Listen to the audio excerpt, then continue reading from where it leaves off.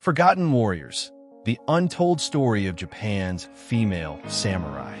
The samurai, fearless warriors of Japan, masters of the sword, and symbols of honor. But what if I told you that not all samurai were men? Throughout history, female warriors fought and bled on the battlefield, standing side by side with men. These women were the Onna-Bugeisha, highly trained in combat, strategy, and the deadly arts of war. Their stories, however, have been buried, their names left out of history books. Today, we resurrect their forgotten legacies. History remembers the samurai as an elite warrior class dominated by men. Yet behind the battlefields and inside the castles of feudal Japan, women were also trained in the way of the warrior. They fought, they killed, and they died for their clans and ideals. Today, we uncover their lost stories and shed light on the women who changed history with their courage and swords. The birth of the Onna-Bugeisha. Japan's feudal era was defined by constant wars, shifting alliances, and brutal conflicts.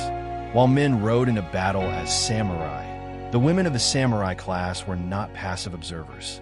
Trained from a young age, they were expected to defend their homes, lead troops when necessary, and uphold the warrior code, Bushido. Unlike the Western perception of medieval women as weak and subservient, samurai women were armed, dangerous, and fearless. Their weapon of choice?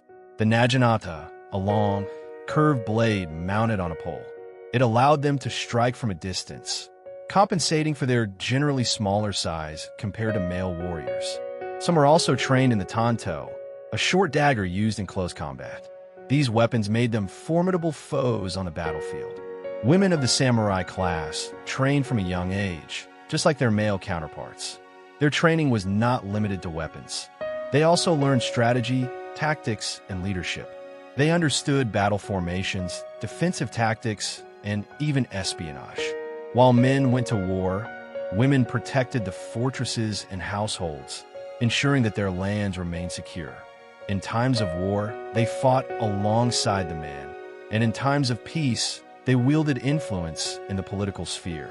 But their stories were often overshadowed, their contributions dismissed as exceptions rather than an integral part of samurai history. Tomoe Gozen, the fearless warrior of the Genpei War. In the 12th century, during the Genpei War, one female samurai emerged as a legendary warrior, Tomoe Gozen, serving under the powerful warlord Minamoto no Yashinaka. She was known for her exceptional skill in battle. Ancient texts describe her as a warrior of peerless valor, a match for 1,000 men. She was not only an expert swordswoman, but also a master of archery and horseback combat. Tomoe's most famous moment came in 1184 at the Battle of Awazu. As the enemy forces overwhelmed Yashinaka's troops, Tomoe refused to surrender. She rode into battle one last time, beheading a powerful enemy samurai before disappearing from history. Some say she perished in combat, while others claim she cast away her weapons and lived the rest of her life as a nun. Her fate remains a mystery, but her name has survived through legend. Hangaku Gozen, the woman who led an army. Tomoe was not alone. Another female warrior, Hangaku Gozen, lived a century later and became famous for leading an entire army into battle. In the early 13th century, she commanded 3,000 warriors against the Kamakura shogunate.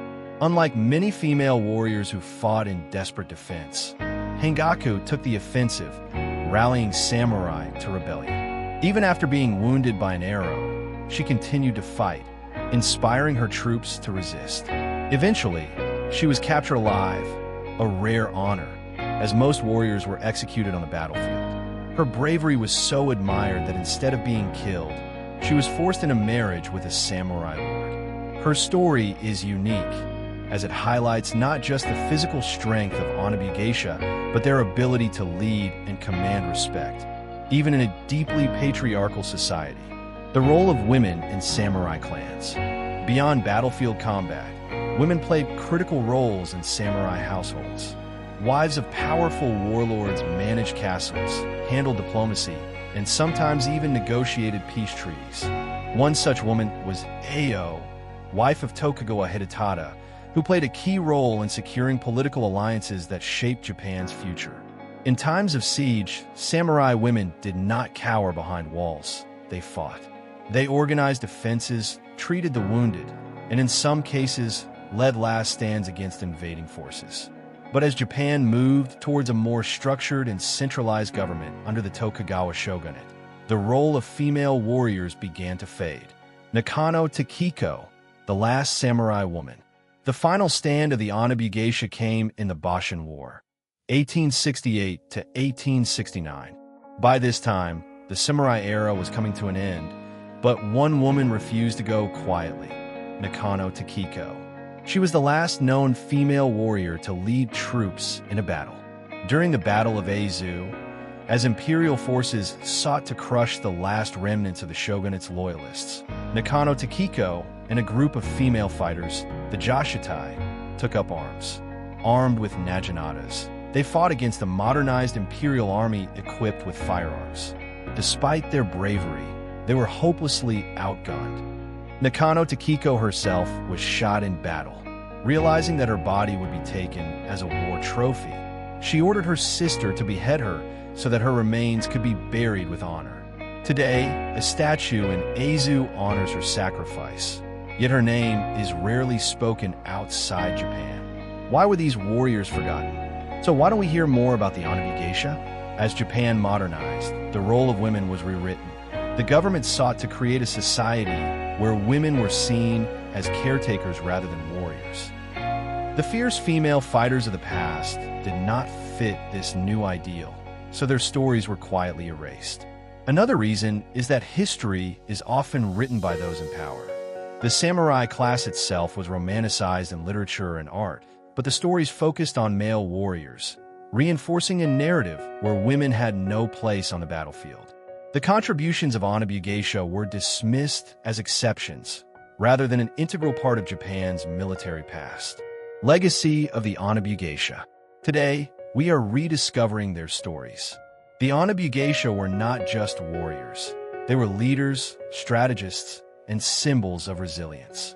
Their courage challenges the notion that war was solely a man's domain. They remind us that history is full of forgotten voices waiting to be heard. In modern Japan, the legacy of the Onna-Bugeisha can still be seen in martial arts, literature, and even pop culture. While their history was nearly erased, it is now being reclaimed by historians, writers, and storytellers like us. What other forgotten warriors do you want to learn about? Let us know in the comments, and don't forget to like, share, and subscribe for more lost pages of history.